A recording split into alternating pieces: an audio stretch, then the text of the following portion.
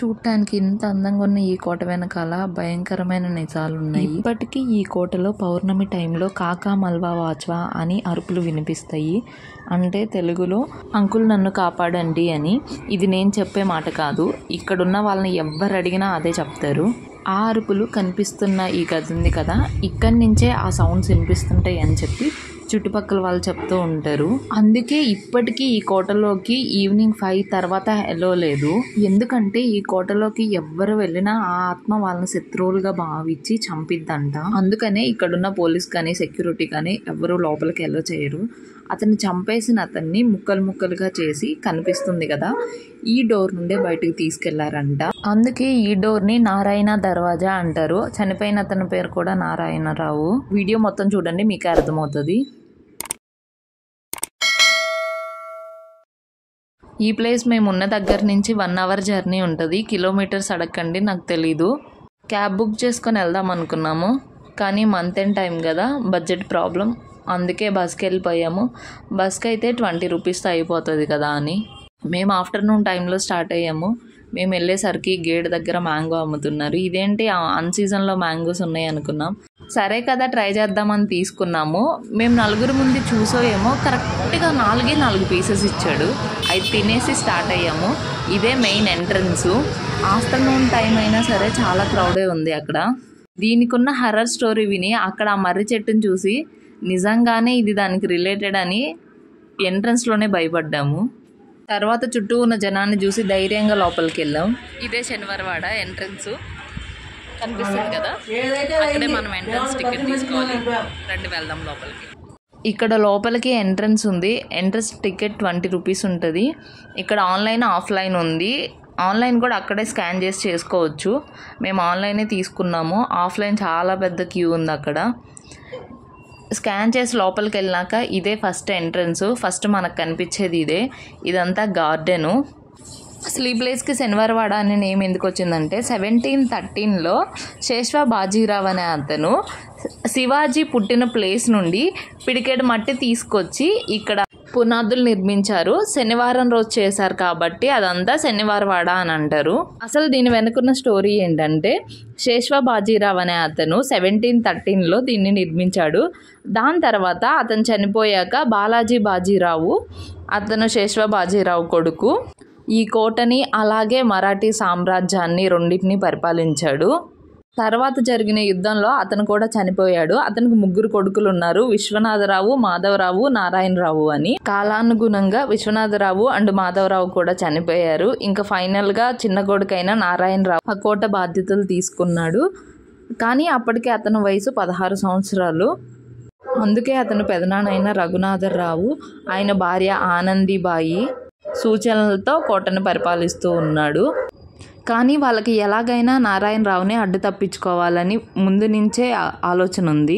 మెల్లగా ఆ నారాయణరావుని ఆ కోటలోనే బంధించారు.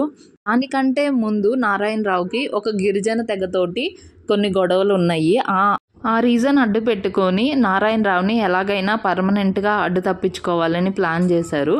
ఈ ఆనందిబాయి ఆ గిరిజన తెగ పెద్దకి ఒక లెటర్ రాసింది. ఆ లేఖలో నారాయణరావుని చంపేయమని రాసింది. దానికి కోట లోపలికి ఎలా రావాలి ఏంటి అనేది ప్లాన్ అంతా చెప్పి ఒక లెటర్ రాసింది.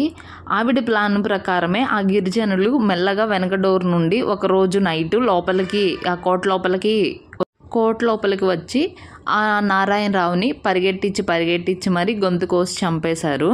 కరెక్ట్గా ఆ టైంలోనే నారాయణరావు కాకా మల్వా వాచ్వా అని గట్టిగా అరిచాడు కాపాడమని. ఆ తర్వాత చనిపోయిన బాడీని ముక్కలుగా కట్ చేసి వెనక డోర్ నుండి తీసుకెళ్ళి ఒక నదిలో కలిపేశారు. ఆ తర్వాత ఆయన చనిపోయిన తర్వాత జరిగిన ఒక అగ్ని ప్రమాదం వల్ల ఈ కోట మొత్తం శిథిలమైపోయింది. ఈ కోట నార్మల్గా 7 అంతస్తులు ఉంది. ప్రజెంట్ అయితే ఒక్కటే అంతస్తు ఉంది. అప్పుడు జరిగిన అగ్ని ప్రమాదంలో మొత్తం డిస్ట్రాయిడ్ చేసేసారు. ఒక్క ఫ్లోర్ మాత్రమే ఉండటానికి రీజన్ ఏంటంటే ఫస్ట్ ఈ కోటని ఒక ఫ్లోర్ మాత్రం రాతితోటి రిమైనింగ్ 6 ఫ్లోర్స్ ఇటుకతో కట్టారంట. అప్పుడు జరిగిన అగ్ని ప్రమాదంలో ఏదైతే రాతితో కట్టారో ఆ ఫ్లోర్ వడ్డుకు మిగిలి ఇటుకతో కట్టిన మొత్తం కాలిపోయింది. మీకు ఇప్పుడు కనిపిస్తుంది కదా ఈ గోడ, ఇది చూడ్డానికి కాంపౌండ్ వాల్ లా ఉంది, కానీ దాని మధ్యలోనే రూమ్స్ ఉన్నాయి. ఆ గోడను ఎలా కట్టారంటే 2 గోడలు మధ్యలో రూమ్స్ లాగా ఉన్నాయి. అలా ఒకటి కాదు, చాలా ఉన్నాయి రూమ్స్. ఆ మధ్యలోనే నారాయణరావు ఆత్మ పరిగెడుతూ పౌర్ణమి టైంలో నన్ను కాపాడండి, నన్ను కాపాడండి అని అరుపులు వినిపిస్తూ ఉంటాయని చెప్పి చుట్టుపక్కల ఉన్న వాళ్ళు చెప్తూ ఉంటారు. అందుకే ఈవినింగ్ 5 తర్వాత స్ట్రిక్ట్లీ రిస్ట్రిక్టెడ్ లోపలికి మాత్రం. ప్రజెంట్ అక్కడ ఉంది సరౌండింగ్ కాంపౌండ్ వాళ్ళు చిన్న ఒక ఫ్లోర్ మాత్రమే. ఇదే నేను చెప్పిన ఆ నారాయణరావు దర్వాజా. ఈ డోర్ నుండే అతన్ని చంపి ముక్కలు ముక్కలు చేసి బయటికి తీసుకెళ్లారు.